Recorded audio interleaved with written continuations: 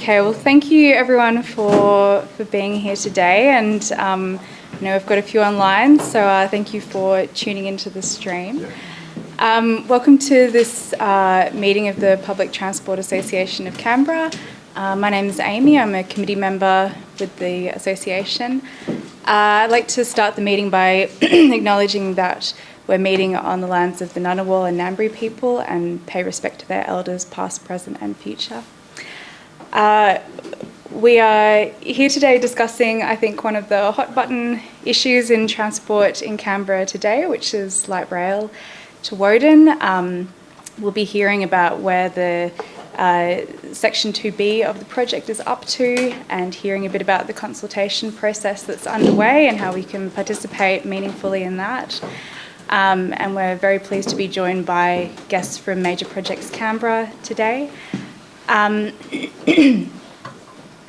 Excuse me. A little bit before we get underway on the main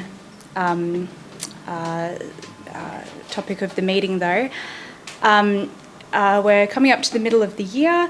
I think it's been a really great year for the association so far. We've run some really fantastic events that have been really well attended.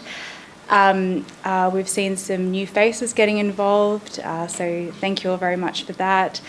We've published a great deal on our website. I really encourage everyone to hop online to our website where you can see various blog posts we've made, commentary on election issues, planning topics. I draw your attention particularly to our ACT budget submission for the 24-25 financial year. We've received great media attention for that submission and some other topics, which is fantastic to see.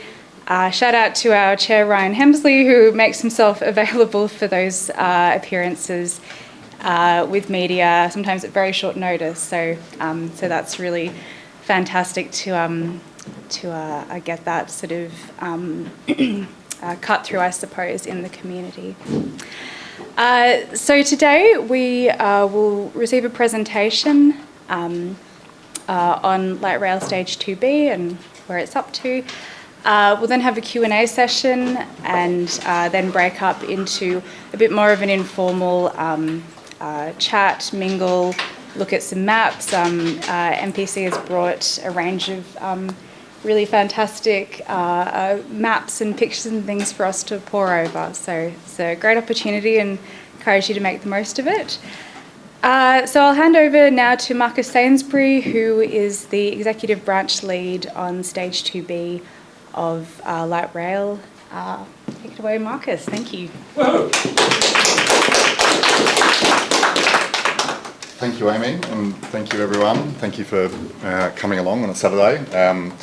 So yeah, we wanted to talk to you a little bit today about Light Rail Stage 2B, where it's up to, and just take you through a bit more detail on the project. So that will work. So I'd also like to start by just acknowledging the traditional owners of the land that we're meeting on, the Ngunnawal people, and pay my respects to the Ngunnawal people as custodians of the ACT and recognise any other people or family with connections to the lands of this region. We acknowledge and respect their continuing culture and the contribution they make to the life of this city. So just some introductions. So Amy's already introduced me. I'm joined by my colleague Michelle Cook, who is the project manager for Light Rail Stage 2B, and Laura Jack, who is our comms lead for the project. And Michelle and I are going to sort of tic-tac on this presentation. I'll give you a bit of an introduction, overview, and then Michelle will take over and talk a little bit more about some of the EIS process, and then we'll touch on some of the key issues from our perspective, and then we can open it up to the floor for any questions and go from there. So just happy to take questions along the way as well, just so that you don't forget them. But today, just wanted to give you a bit of an overview of Light Rail Stage 2B, an overview of the EIS process, some of the technical studies that we're undertaking at the moment, particularly talk about the consultation process that we're in right at the moment, talk talk through, as I said, some of the key focus areas for us as a project team, and then keen to get some feedback and happy to take any questions to help us work through the project. So we'll just start by talking about, I guess, what's shaped this project. So many of you would be familiar with Walter Burley Griffin and his wife Marion Mahoney Griffin, who were the winners of the design competition for the new national capital way back when. As part of that design for Canberra as a city, there was a contemplation of streetcars, as they were known at that stage, or trams, linking the town centres and the defined activity centres across the city. And that has really, I guess, cemented, a lot of the thinking, particularly in terms of alignment. Commonwealth Avenue was set up to have light rail vehicles running down the median. And really, the vision that we've got is about making Canberra really one of the world's most livable and competitive cities, connected through smart public transport. So along the way, obviously, Light Rail Stage 1 commenced operations in 2019. I had the privilege of working on that project and bringing that into service. It was an incredibly satisfying moment for me personally, professionally, and I think the performance of the system to date really speaks volumes for what good, integrated, smart public transport can do for a city like Canberra. Along the way, Light Rail Stage 2 was announced as going from the city to Woden as the next stage of light rail. It is a complex project, and because of that, the ACT government split Light Rail Stage 2 into two components, Stage 2A and Stage 2B. So Stage 2A has received its planning approvals, it has signed a contract, and we're looking forward to construction starting on Stage 2A proper towards the end of this year. Light Rail Stage 2B, what we're here to talk about today, has commenced the concept design, and we'll talk about some of those design aspects through the course of today, and we're working through the environmental approvals. So specifically, the EIS is to, I guess, respond to the Commonwealth issues and also the ACT environmental issues. And there's a number of technical studies that we'll have to work through to understand what the implications of Stage 2B are in that environmental context and shape that future detailed design and planning work going forward. So just to talk to you about some of the key project features for Stage 2B, a lot of you would probably be aware, but just to go through it, we are talking about roughly 10 kilometres of light rail track between Commonwealth Park and Woden Town Centre. At this stage, we're looking at around 9 stops along that alignment. State Circle East is the preferred alignment for the ACT government. That is on the intertown public transport route, and it is probably the most direct route between Commonwealth Park and Woden. There is an alternative alignment that is being investigated through the National Triangle and Barton. That adds about 800 metres, give or take, to the alignment.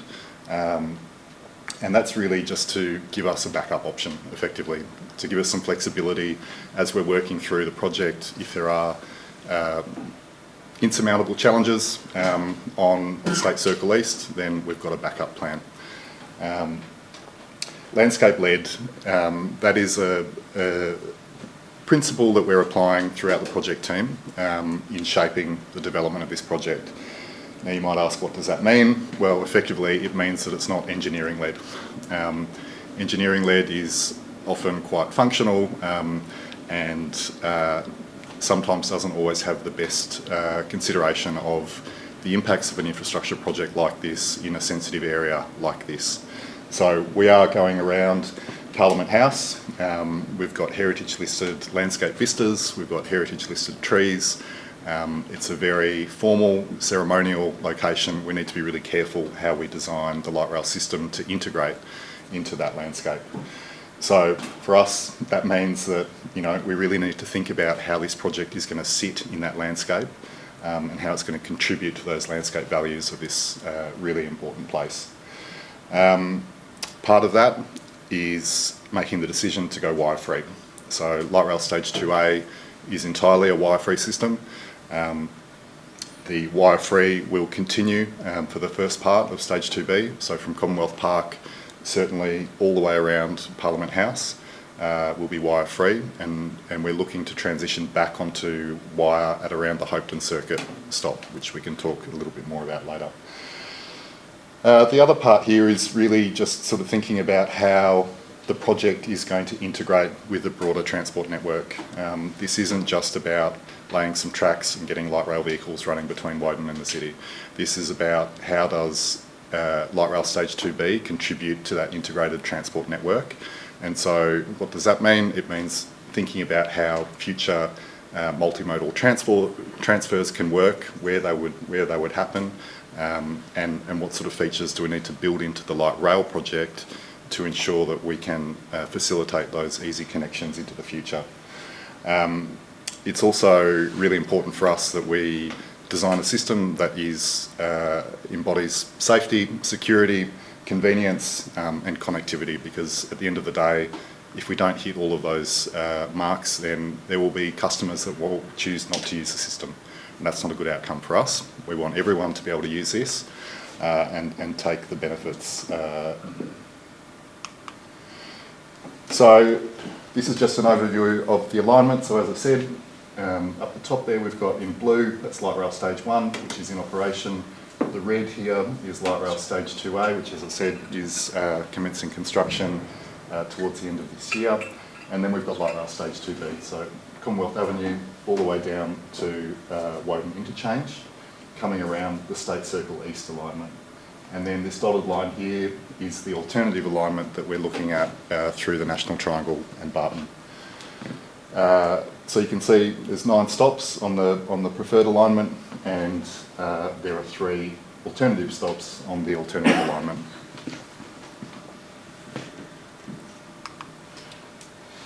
So I might just hand over to Michelle to talk you through a little bit more about the environmental impact statement process. Yeah, that's right. Thanks. Has everyone heard of an EIS or an environmental impact statement before? Sort of broadly familiar with the process. So because of our potential impacts on things like matters of national environmental significance and other territory matters, we're required to do an EIS under both territory and Commonwealth legislation. So we submitted a scoping document application earlier this year to the planning area of the ACT government, as well as an EPBC Act referral to the Commonwealth. So we've now got ACT government EIS guidelines, and we're awaiting the final EIS guidelines from the Commonwealth. And those elements form the legislative basis that we need to meet to assess the potential impacts of the project. So the EIS is essentially underpinned by a number of technical studies, and you can see sort of the key ones that we've got listed here. We've commenced those studies, so there's been many, we've got transport modelling and traffic modelling being undertaken at the moment that looks at impacts on the broader traffic network across the alignment, as well as some of those more localised impacts arising from having a new light rail system in Canberra's transport corridors in the local areas. From that, we'll look at the potential impacts on the road network and then develop some control measures. And similar to the rest of the study, so heritage, Marcus touched on earlier, we've got ACT as well as Commonwealth listed heritage around Parliament House, Hotel Kurrajong, some of the trees and the vistas throughout the ACT. And so we engage specialists to look at, that we work with closely, to look at those impacts and how we can ameliorate those, that they then get put into a draft environmental impact statement that goes out for consultation, and as well as this informal consultation that we're currently undertaking, which we'll go into a little bit later, we have a statutory public submissions process early next year. So the public has a chance to comment on the range of studies being undertaken. So you can see around heritage and biodiversity, for example, trees, listed threatened species and ecological communities across the alignment, as well as noise and vibration modelling and potential impacts arising from both construction and operation of the light rail across the alignment. greenhouse gases, climate change, and natural hazards. So, for example, climate change, we look at potential impacts from climate change in the future, where, for example, flooding and bushfires and things might have increased risk of occurring, and how we need to manage those risks on the project. Similarly, landscape and visual impacts assessment, particularly around those really iconic vistas, areas such as Barton for the alternative alignment, where we've got those established trees through there, and how we can mitigate those with things like tree succession plans and landscape plans. Around the landscaping side of it too, we've also got those formal requirements through the National Capital Plan, and looking at, on some of the renders we've got over here, showing more formal approach routes. Particularly, do we have one for Parliament House? I think just this one in the middle, that's the Albert Hall stop. So you can see on the approach route to Parliament House some of the more formal landscape planting that goes down the median. Socioeconomic impacts looks at potential impacts to business as well as the broader community, and as part of that we undertake things like business surveys and things to get the views and interests of businesses and how we can continue to work with them through both construction and operation. Water and hydrology also looks at things like flooding along the alignment, and various land uses and impacts on existing land uses, and what it means to have light rail in the corridor going down, and potential opportunities there, as well as around that urban renewal piece too, as you can see at the Hopeton Circuit stop. Does anyone have any questions on the EIS for now? We could probably wrap all the questions up at the end. Okay. Sure. A little bit about the environmental approvals pathway. So just over here, where I mentioned the EA, the environmental assessment decision made by the ACT and Commonwealth governments, leads into that, the site surveys and investigations to meet those guidelines that we've got from the agencies. So once we undertake those investigations, we prepare the draft EIS. The investigations and reports, they can produce quite technical reports. So we take those and we prepare sort of chapters that are more for layperson and easier to understand for those people who aren't scientists and engineers and things. And that goes into a draft EIS, which is the next phase, anticipated to be lodged towards the end of this year. So I mentioned before, we've got the public exhibition of the draft EIS, but along the top we've also got the ongoing community and stakeholder engagement. So we're sort of welcoming that feedback to really input into the EIS, what people are interested and concerned about, and then how we might respond to that in this phase here, review and respond after the public exhibition. And then the ACT and the Commonwealth governments make that determination as to whether the EIS is approved for the project.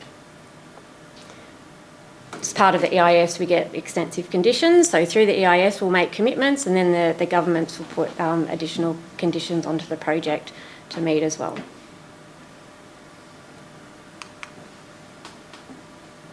There's a lot going on this slide, and this is to represent sort of the holistic stage 2, including 2A, 2B and Raising London Circuit projects. But you can see just from the left, we've been through the 2B referral process, and we're now entering into confirming those EIS guidelines from the Commonwealth and starting that public consultation process.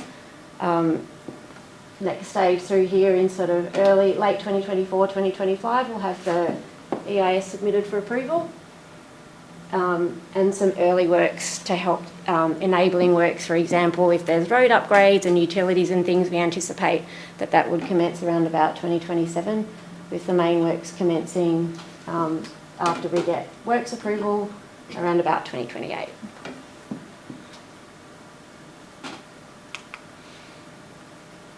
Is everyone seeing the ads for Your Say, surveys, feedback and the like? Hopefully everyone's gone online and has filled out the survey. We are undertaking the dedicated community engagement phase between now and the end of June, and after that we'll be undertaking the evaluation phase of all of the comments, how that integrates into the EIS and how we will respond to those comments, and then we provide that feedback towards the end of the year on what we heard.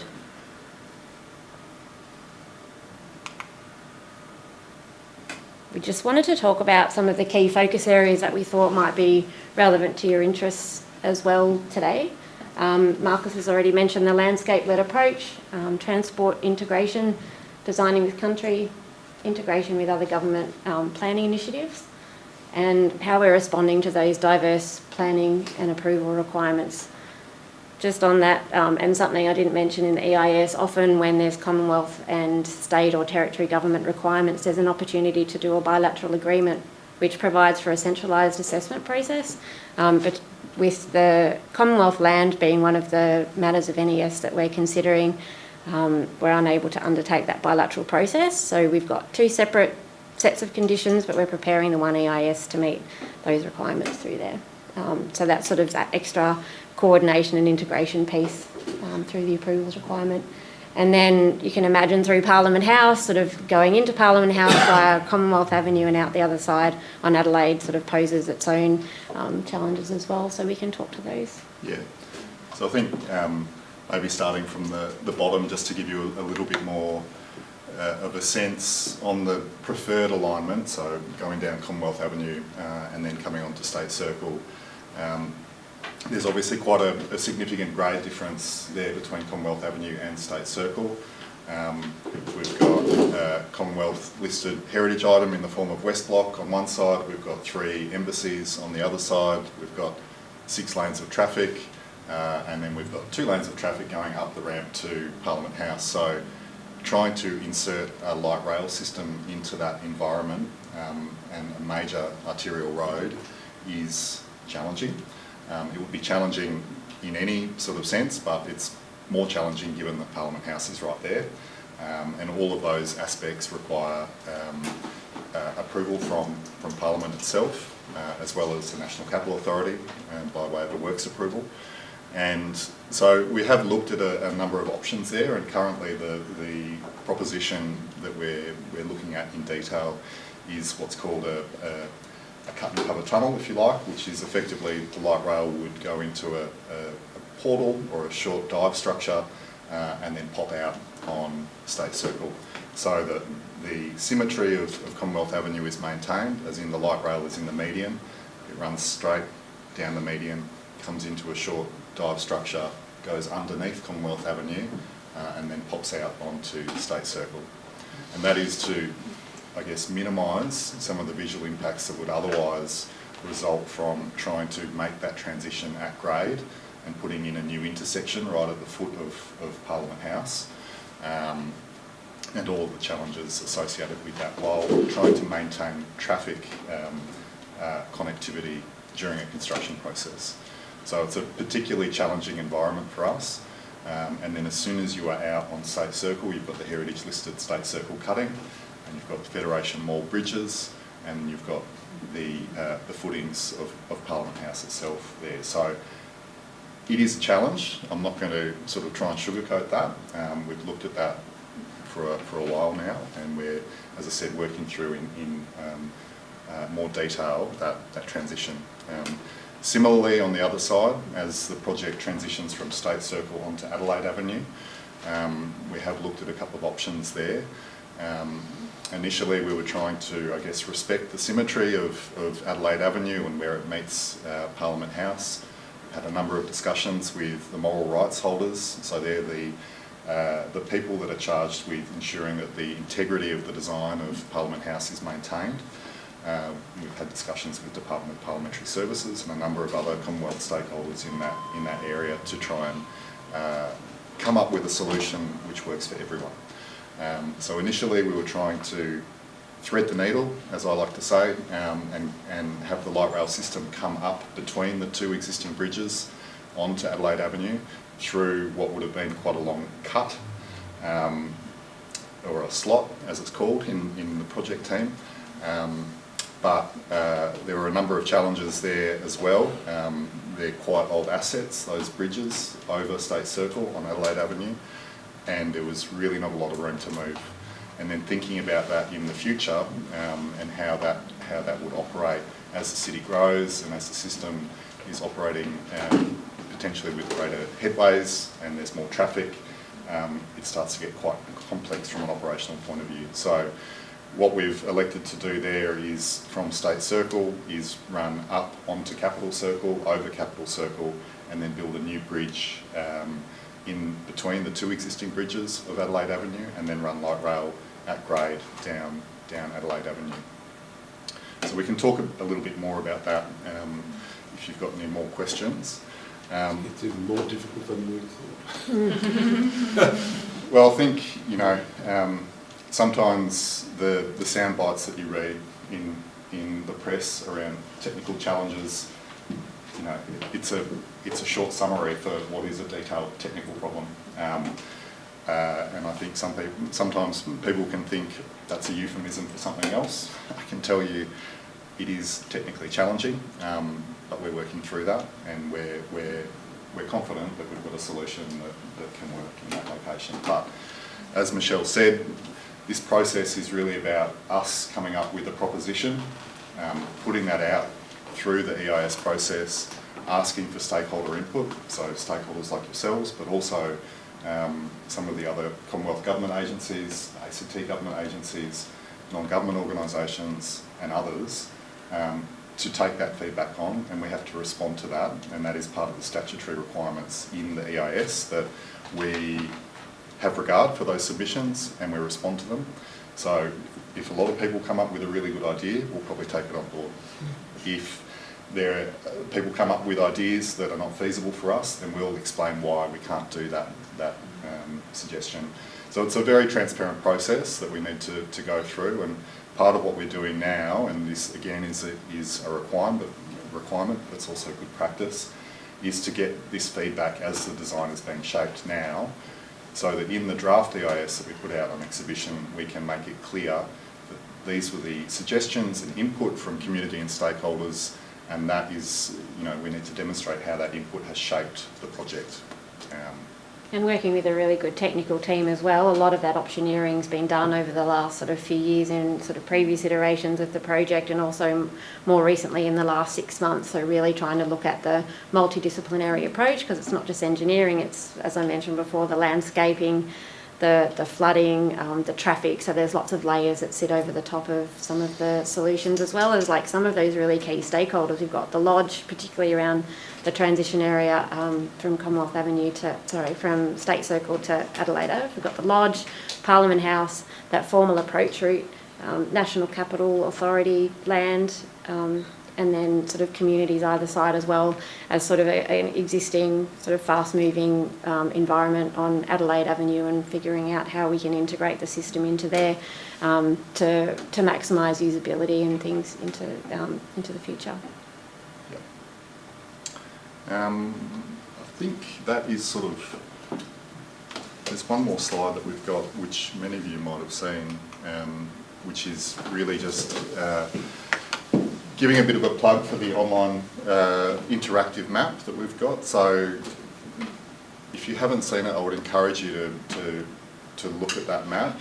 You can drop a pin or drop a comment. So if there's a particular location where you think, gosh, there's a lot of issues there that you're not talking about, or maybe here's another solution that you've come up with, people are able to drop pins, and we take all of that information away, and we look at that, and we work through you know, any of the commentary or suggestions, again, to go into that EIS process. But it is really helpful for us to understand, you know, what some of the local issues are. You know, we are doing our best, and as Michelle said, we've got a really good technical team supporting us, but sometimes you can't replace local knowledge. So as an example, I know that the team has been out this week at Deakin, talking with some of the local residents around Deakin, and that has, you know, shared that experience has shared with us some challenges around connectivity, some of the I guess the peak challenging times in terms of traffic movements and pedestrian connectivity in and around that Deakin area, around the Hopetoun circuit stop. And you know, that's the sort of information that you can't get from a traffic count, or you can't get from, you know, a technical assessment. It's actually local experience which is informing us and saying, hey, this is an issue here. What are you thinking you're going to do about that? and it's really useful for us. So just as an example of how some of that consultation comes into the project team and helps us shape the project going forward. But I think on that... Great, yeah, thank you. All right, well, thank you very much, Michelle and Marcus, for the presentation. Open up to questions now. Feel free to pop a hand up. Yep, down the front. Do you want the questions one at a time, two at a time, or three at a time? However you like. One at a time. On that far graphic there, Yep. you've got a lift going up Yes. to road level. Yes. Is the road widened? Is there some sort of walkway added for Yes. people to getting across? Yep.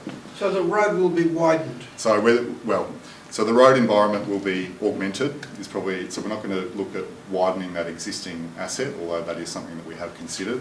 At this stage, the thinking is that we would have an additional structure there to facilitate that pedestrian active travel connection, so separate to the road.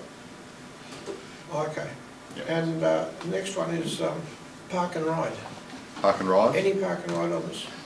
We haven't locked anything in as a proposal, but it's something that we are looking at. Whether there are opportunities for park and ride along the corridor, because we know that... It doesn't look like there is much. Well, yes, look, there are some, for instance, in the National Triangle, probably not going to have a park and ride there. But there might be some other opportunities along the corridor, particularly in the southern part of the corridor. We know that they're in the vicinity of this stop, actually, Kent Street. There is Cotter Road coming in there. There could be some opportunities in and around that location that we are sort of working through at the moment, but nothing sort of locked in at this point.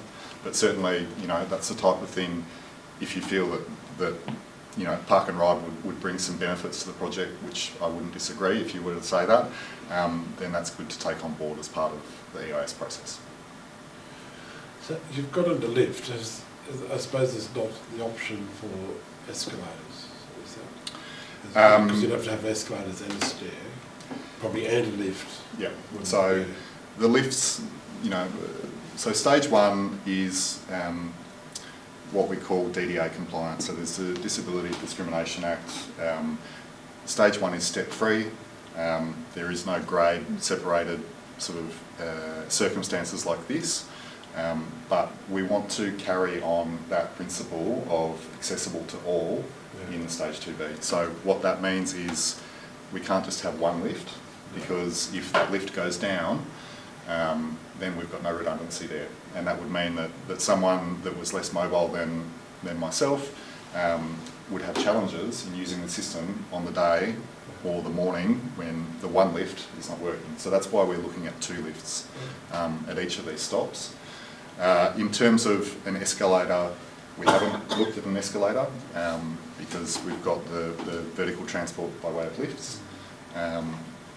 But there are, there's certainly, that's not the only way that you can do a light rail stop in that location.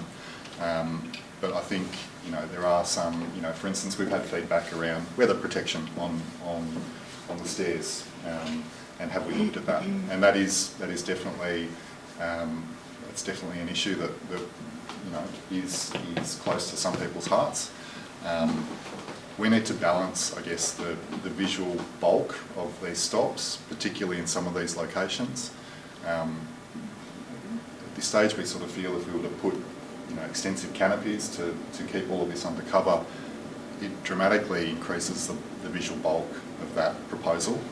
It starts to have implications for the landscape and visual impacts, and at the end of the day, you're still having to walk from or arrive from the periphery to get to the stop. So it's a balance for us, but I'm not saying that that's not feasible, but I'm just saying that this is a balance that we have to work through. Damien? Excellent presentation. Thank you for that update. I have a question about sort of integrating transport. It's more of a Transport Canberra question. Yep. But has there been any early work done on integrating bus stops close to the light rail stops, so that you indicate sort of, for example, in Deakin, the closest bus stops are the Deakin shops. Yep. So has there been any preliminary discussion about having actual like stops, say, above the so that open circuit interchange there, where you've got that crossover there, you've got your escalators. Would you have like a stop right there, or has that? Are we way too early in the discussions? So, bit of column A and bit of column B. So yes, we are early to be making those sort of really detailed sort of calls, but yes, we have been working with Transport Canberra. There's been some work done. Again, we've engaged some specialists to help us look at, you know, what might a future bus network look like with light rail stage 2B in operation, to really try and help us identify where some of those opportunities might be. Because, you know, as we sort of said, it's really important, and you would know this, and everyone in this room would know this, that we don't want people to have to walk for 400 metres from where the bus stop is to the light rail stop. If we could make that, you know, 40 metres or less, that would be ideal. So, you know, Ryan's holding up the picture of, you know, probably the gold standard as part of this project with the Woden interchange. But look, there is opportunities along the corridor, particularly, you know, Kent Street, Cotter Road comes in there. Hopeton Circuit, you've mentioned. Melbourne Avenue could provide an opportunity, and Albert Hall as well. So we haven't locked in those sorts of things, but I guess at the high level, it is fair to say, and we've got the lived experience from light rail stage 1, where when the light rail came online, there was an opportunity then to redeploy some of those bus assets to elsewhere in the network, to provide a better level of service in other parts of the network that maybe, you know, were in need of a better level of service. And as a principle, you can imagine the same thing happening as part of light rail stage 2B. We haven't made decisions at this point, and certainly that is a matter for Transport Canberra around how that would work in the future. But at a principle level, I think, you know, we're safe to say that that's what's going to happen. And from some of the comms and engagement with the survey, we're also asking, how do people think they might connect with the light rail? Do they think they might ride their bikes there? Are the pathways important? Like, will they catch a bus? Will they get dropped off? And that's the sort of feedback that we're looking at getting as well, so that we can really allow for that in the concept design. Bill? I've got 3 questions online. Yeah, that sounds great. Yep, let's go to the online questions. Thank you. 2 from Living Street to Jill, I think. Does the traffic impact modelling include impact on walking and bike riding traffic, both parallel and across the alignment? So the traffic modelling itself doesn't, but we have done, as part of doing the traffic modelling with, you know, I'll just take a step back. The EIS process, if we can call it like a bit of a recipe or a formula, it's about understanding the existing environment, then looking at what the proposal does to the existing environment, and we use the term impact, environmental impact statement. Impact is another word for change, and change can come in a positive form or a sort of negative form. So we do that existing environment appraisal, overlay the project, understand what the impacts are, and where there are adverse impacts, then we seek to manage and mitigate those issues. So in the case of walking and sort of active travel, the cataloguing of the existing environment, you know, we've had, I can't remember, 36 cameras out at key intersections and key locations along the alignment collecting data. So that's collecting vehicle movements, but it's also collecting information on cycling and other sort of active travel modes, and that helps us build a picture of what the existing situation is. Then we can look at, you know, what are the implications for those existing movement patterns by the project, and then we can introduce, you know, measures to try and improve that or address those issues. So no modelling per se, but certainly detailed technical assessment work going on in that space. The other dual question is around North Curtin. Yep. And as we know, there's a proposal to do something with North Curtin. Yep. And one of the issues that's coming up is how's it going to connect with the light rail if there's no stop nearby? So are you working on future scope of the North Curtin? So currently the closest stop in the vicinity of North Curtin residential area is Kent Street stop, but we are, we're obviously aware of the work that's going on by EPSDD, Transport Canberra, in and around that area, and we are remaining sort of open and flexible as that work progresses to respond to that. So, if that work sort of culminated in saying, well, actually, look, there might be merit in putting a stop here, then we're certainly open and able to consider that as that work progresses. We're not trying to preclude anything here. We're conscious that this project represents a really long-term sort of investment for the Territory in the public transport capacity. And by that, I mean, I said it to a couple of people earlier, but effectively, when the tracks go in the ground, they're going to be in the ground for a long time. The rest of my lifetime, probably everyone in this room's lifetime. So we want to make sure that we get it right, but getting it right also means that we can be flexible to take on some of that planning, transport planning work as it progresses, to really maximise the benefits from this project. It's a shame we don't have 100-year VCRs, but I'll leave that alone. No, we'll talk about that another time. Mark Dando asks, outside the area for which there is at present no firm route, i.e. Commonwealth Adelaide Avenues, how firm are the station locations at this stage? Look, if you take as given what I've just said in terms of maintaining that flexibility, the stop locations are, they've been designed to take advantage of those existing connections. Adelaide Avenue and Yarra Glen is, it's a high capacity road environment, punctuated by these connections that go sort of across the corridor, in the form of sort of Hope and Circuit, Kent Street, Corella Street in particular. So we've tried to leverage those connections, and that's really about trying to be efficient with our infrastructure spend and keeping the scope of the project reasonable. So they're somewhat fixed, but happy to take on advice. And as I said, if there is significant planning work that says, well, actually, it might be better to have a stop in this location rather than that location, then that's something that we can take on board. Is there a stop that's reasonably close for a very fit person to walk to, John James Hospital and so on? That'll be the...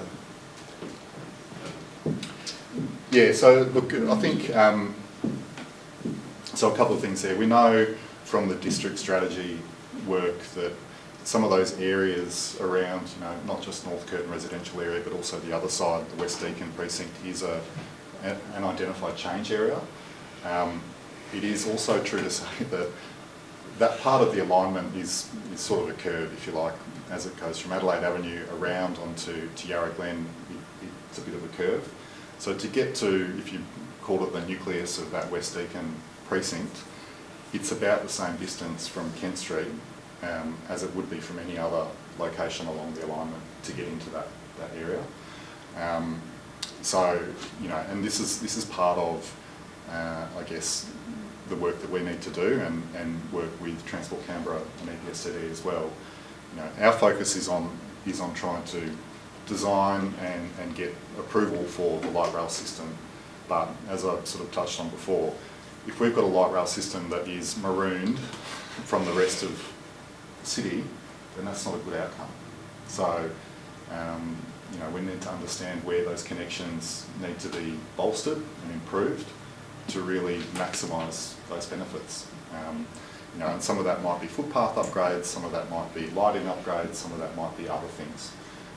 Some of that might be part of the project and some of that might be by others, but we need to identify some of those things. And again, per the point, the engagement with the Deakin residents earlier this week, it's that local knowledge that we find invaluable in sort of helping us understand some of those more nuanced aspects that we're not going to get from, as I said, a traffic survey or a land use survey. It's about people's experiences of actually this connection could be improved if it had X, Y, Z. David. Marcus, Michelle, Laura, thank you for coming this afternoon and giving us some of your valuable weekend time. Michelle, can you drop back to the previous slide, please, the one that's the interactive map? Yep. That one. I've got a couple of questions about that. Now, I acknowledge that those route alignments are more likely to be diagrammatic rather than actual. But it seems in that I'll call it a diagram, you've called it a map, I'll call it a diagram. Yep. The alignment around state circles seems to run, you've got the dotted line, I think, geometrically in the middle of the road. Yep. Is that your thinking? Or I have seen some maps that are available online. I've seen where the alignment, once it comes past Canberra Avenue, ducks up into the inner side of the circle, if you like, into Yep. that landscape zone. Yep. And the second part of that question is the little bit of state circle between Melbourne Avenue and Adelaide Avenue. I've seen a diagram where, because state circle actually starts dropping fairly quickly at that point and goes underneath the start of Adelaide Avenue, that the alignment actually goes up Yeah. closer to Up there. Commonwealth Circle, crosses over Commonwealth Circle, Yep. and then picks up, there's a sort of a more pronounced wider arc of turn, if you like, rather than that very sharp right angle turn that you've got, as shown on that diagram. Yeah. The question is, what's your thinking about where the state circle alignment will actually run? Not the middle of the road, surely, but... And it's got a crossover too, where it comes out of what you've just told us about So a tunnel coming out of Commonwealth Avenue. So I guess there's a couple of points. One is we need to think about the end, the outcome of this project, and what let's imagine the project was built and we're looking at it and we're considering, was that a good outcome? We need to think about that landscape sort of outcome in and around Parliament House, and that's going to be a matter of probably very deep consideration for some of the stakeholders in the Commonwealth. So, that is really part of our thinking. As I said, we're not just looking at this as how do we functionally get a light rail system from point A to point B. From an engineering point of view, Federation Mall, so these are the two Federation Mall bridges here. We can't really go one side or the other of those piers that are in the middle of State Circle. So we have to be one track either side of those piers, is the thinking. So that puts you in the median here. As we come around then, this is the site of the National Security Office precinct there. They've got some fairly understandable security considerations around, how the public realm interacts with that facility. So effectively we're looking at median running as the scenario on State Circle, which is really, if I can say it this way, the light rail stage 2A proposition on Commonwealth Avenue median is around 12 metres wide, and we've got tracks either side of a single row of trees running down Commonwealth Avenue. Effectively, that design logic has been carried on to State Circle, where you would have, give or take, a 12-metre wide median with two rows of tracks and a single row of trees running around State Circle. We feel that that's an acceptable intervention into that landscape that contributes to and improves that sort of outcome. For all of the way, or only sort of half its journey, I suppose? So It changes something, doesn't it? that's one option. Yeah. As Michelle said, it then runs up over Capital Circle and then with a new bridge coming through here to get into the median. One of the other things that we are looking at though is transitioning to what we would call inside running, probably from around the Sydney Avenue location, and looking at that as an option to run effectively on the inside of State Circle. Now that has some advantages potentially from a construction perspective because you're not constructing in the road environment. So more or less the road would be unchanged under that scenario. But it does introduce some other challenges because you're starting to go up on Capitol Hill.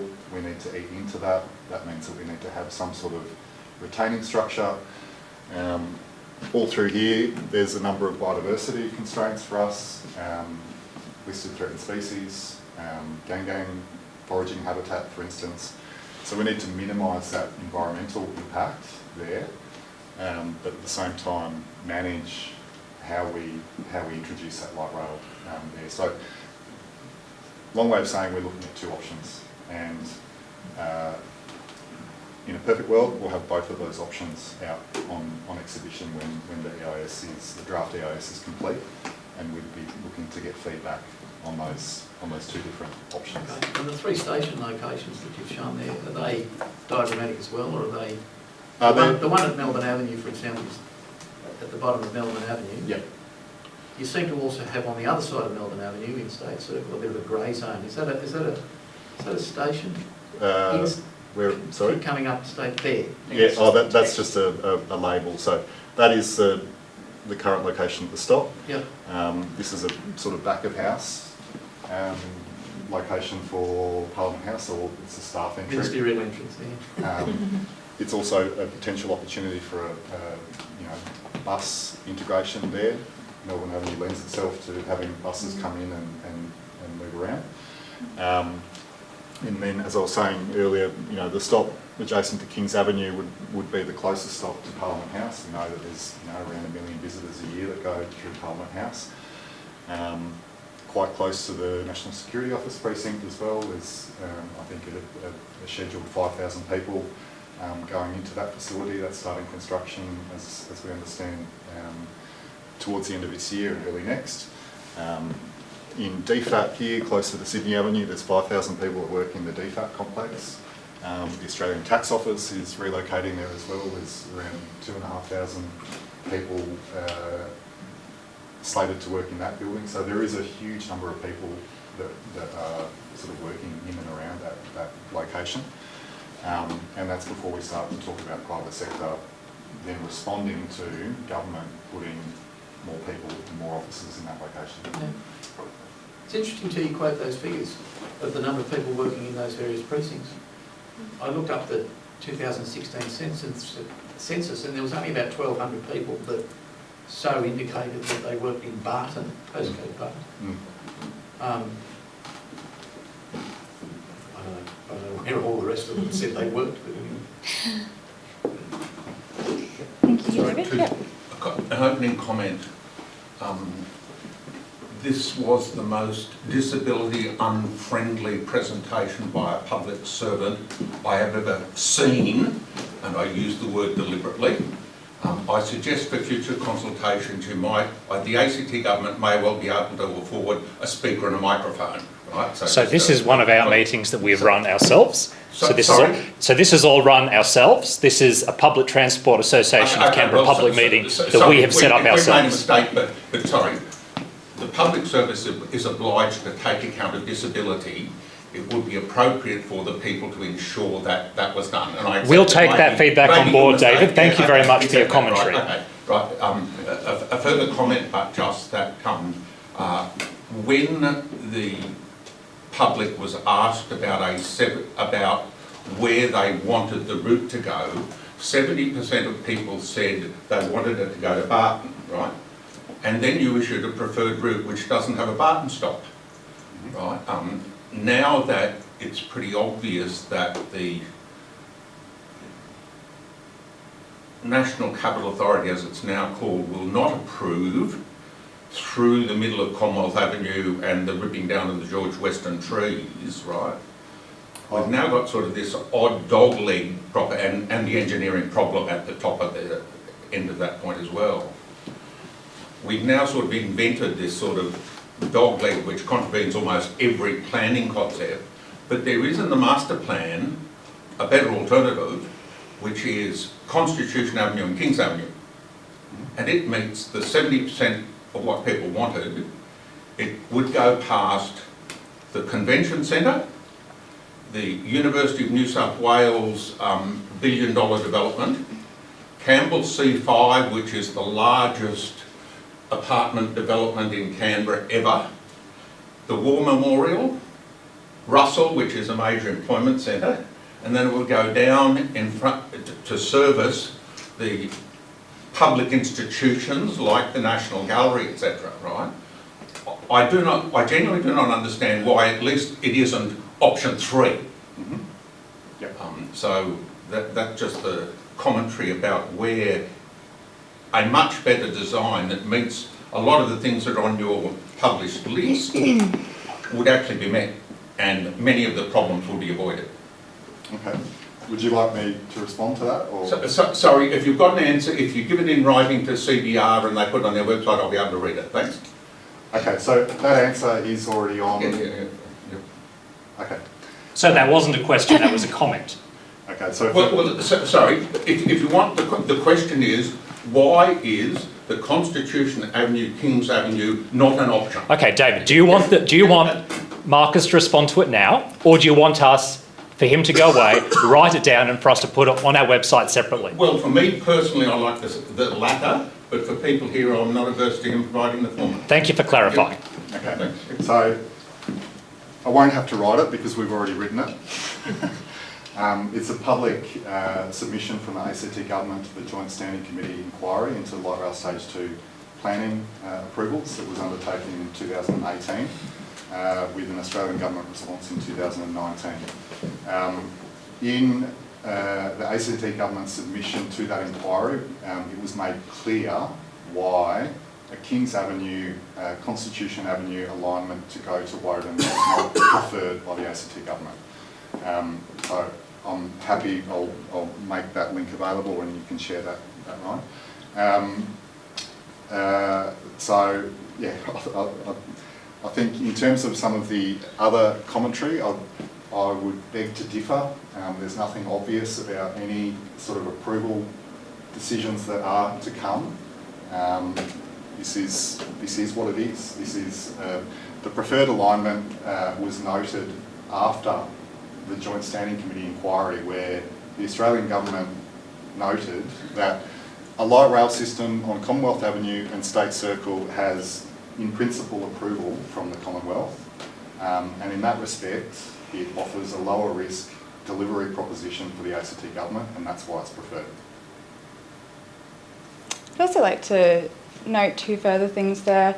The public opinion survey that you refer to was conducted in 2017, so that's 7 years ago now. It also featured a response base of, I think, roughly 1,000 people. Public opinion absolutely matters. Obviously, we are here as members of the public giving you our opinion, but we are also not planning experts, right? And so the general public can certainly offer, I think, a lot of value to a project team, but a planning decision like that is not something to be decided, I think, on the basis of what was essentially an opinion poll, one that is also now, I think, fairly outdated. The second point is that PTCBR had a very interesting FOI result referring to the plans from a few years ago for the extension, a light rail extension from the city to Russell. So that was investigated quite extensively by the ACT Government many years ago. We've published that on our website. Obviously, it's also available on the ACT Government website. We've published it with a bit of commentary, pulling out the key points. There are some very good reasons, including reasons that affect the current project too, in terms of a lot of different stakeholders, different permissions needing to be obtained, and what ultimately killed the extension to Russell was not being able to obtain the land that was needed from the federal government. So, yeah, again, that's not, I think, an easier or, as you say, more obvious option. So, yes. In stage 1, we can see clearly transport-oriented development. There's nodules along the line, and semi-high-rise and semi-high-rise is appearing. It's lovely. Is there any specific planning for that along Adelaide Avenue? So, look, EPSDD is undertaking a bunch of work, and I referred to the district strategies earlier. So, I think that piece of work has identified some areas along, not just the Stage 2B corridor, but other parts of Canberra generally, where there is expected to be sort of change and opportunities, for a adjustment in the housing technology. So, it's not really one for us. Not trying to dodge the question, but it is really one for EPSDD. But it obviously sort of go in parallel as to where you put your stations. But as I said, we don't want to build a system that doesn't have any customers. We want to think about that, and that is really one of those key issues that we talked about in terms of working closely with the other parts of ACT government that are doing work in and around this project to make sure that we've got some joined up thinking. Have MPC done any modelling or any design work for express light rail options between Woden and the city? Look, so there has been some work. I'm not across all of that, but I know that a system like this, when we're running at 5-minute headways, and that is the plan, when we're standing here today, we are assuming the same sort of operating characteristics as light rail stage 1. When the system opens, that might be slightly different, but it does introduce some challenges because you need to have things like passing loops, and it then introduces some different sort of travel patterns in terms of what the light rail vehicles are doing. And part of the great thing about a light rail system like stage 1 and hopefully stage 2B is that you've got that frequent, reliable transport. So you can rock up and you know that the next light rail vehicle is within 5 minutes in the AM peak. Under sort of having different operating styles, then you start to introduce different arrangements. So you might have an express, and then it might not be for 15-20 minutes until the next one that goes all stations. So it really is more of a heavy rail type situation where you've got the space to have passing loops and to have all of that associated infrastructure. And to be perfectly honest, some of the areas that we're going through probably don't lend themselves to putting in that type of rail infrastructure, if that makes sense. It does. On a similar vein, have you done any modelling or design work for the Mawson to Woden proposal? No, not at this point. There's obviously some thinking around a Mawson extension. Woden to Tuggeranong is identified as stage 4 of the sort of light rail master plan, but there's no sort of detailed work as part of this in the Mawson extent. Bill? I've got a Mark Dando question online, and I've got one of my own that I'd like to ask. Mark is asking, would a tunnel between Commonwealth Avenue and State Circle allow installation of overhead power in the tunnel to recharge the vehicles? No. We're not looking at that at the moment. Under that scenario, we'd be on wire free, we'd be on batteries there, and then, as I said, coming around about here, Hope and Circuit is where we would transition back onto wires. Currently, the current thinking is that the pantograph, which is the bit that connects to the overhead wire, cannot go up and down while the light rail vehicle is in transit. So it has to do that at a stop, basically. And so that's why we've selected Hope and Circuit as that transition point. My question. I've been hearing on the street there's a few bad faith actors out there suggesting that things will not be so rosy for people in areas like Western Creek and Mawson and the like, post-light rail implementation, because their buses will be taken away, they'll be forced to transfer at places they won't like, their journey times will increase. I'm wondering what major projects or the government is doing to mitigate this rumour mongering, which by and large, from what I'm saying, is incorrect, to dispel it in the lead up to events later in the year. Look, you know, from our perspective, we just want to get the facts out there. So certainly as part of the Light Rail Stage 2B project, Major Projects Canberra, that's not in our remit to make those sort of policy decisions, and as far as I'm aware, there's no proposals as such by Transport Canberra to do anything like what you're suggesting. For us, you know, just taking it a little bit further, and again talking in sort of principled terms, we know that as the city grows, there's going to be more traffic, there's going to be more congestion.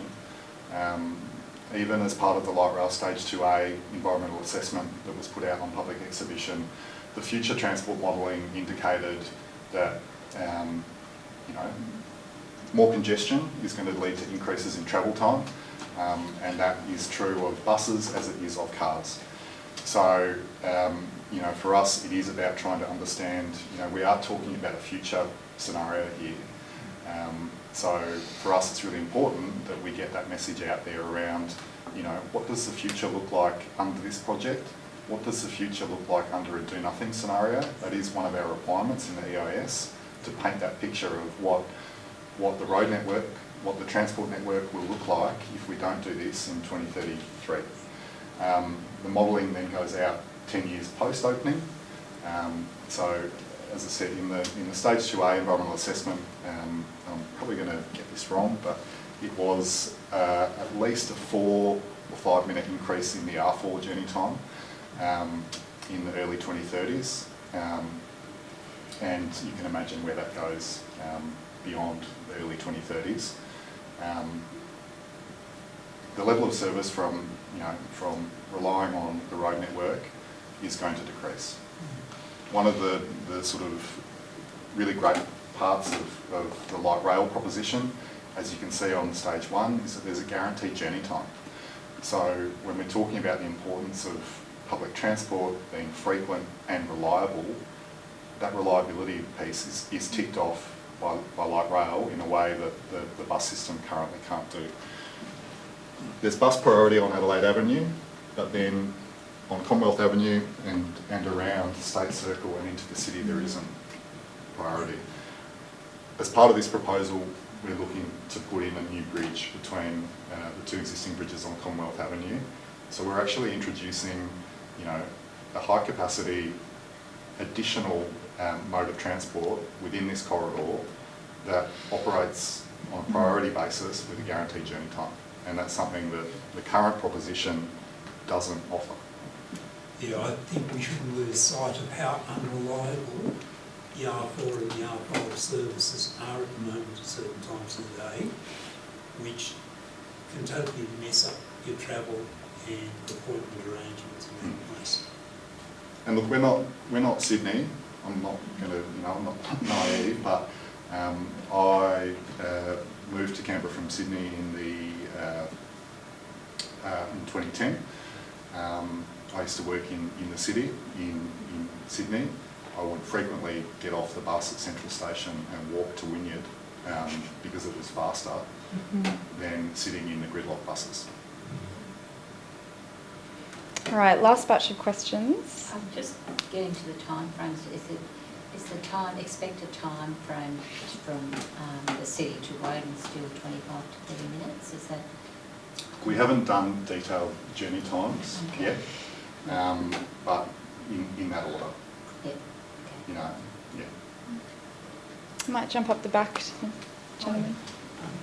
Just a quick question. As a resident in Phillip, I'm people interested in that part. Yep. Maybe my technical ineptitude, I couldn't find a whole lot about what the result might look like for Phillip, the two stations. I'm just trying to imagine. As in Phillip Oval. Phillip Oval and the CIT/interchange thing. Yep. Are there going to be any renders? I don't think. Cross-border renders of that one. So we don't have a render for the Phillip Oval stop at this stage. Laura's showing the Woden transport interchange, which is currently under construction actually. So it's been constructed to be light rail ready, and buses will use that in the interim as a public transport interchange. But in the future, we have light rail running down the middle through there with seamless transfers to the buses. And we've note there's no overhead wires in that render, and that's because we are looking at trying to make that last section from Phillip Oval into Woden wire free. With having the batteries on top of the LRVs does give us a bit of flexibility then, because effectively from Hopeton Circuit all the way down to Phillip Oval, you're recharging on the wire as well as operating off the wire, and that gives us enough juice to run from Phillip Oval to Woden and back without having the wires. But so yeah, there's still more work to do on the Phillip Oval stop. Quick follow-up question, if I may. Just because I walk through there, it's my daily walking route, and I'm just struggling to visualise where the tram light rail track is going to go, particularly between the Oval and how it gets to Callum Street. Yep.